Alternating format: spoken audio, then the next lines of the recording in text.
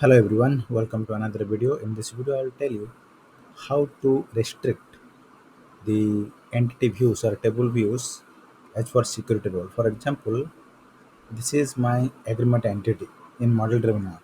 This agreement entity, I might have public views, right? One is active agreements, another is inactive agreements. There might be other views also, which are system views, right? Public views.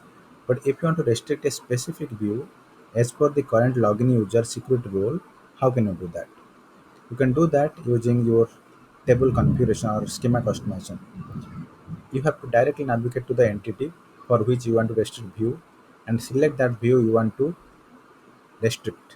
Let's say I want to restrict this inactive view for a specific security role, which is a public view.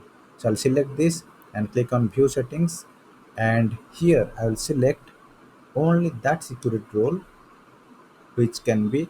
Now if it is everyone can access this view, but if I will enable only some security roles which can access these views, then I can just select that specific roles and click on save and publish. This feature was not available previously, but recently it is available that you can use.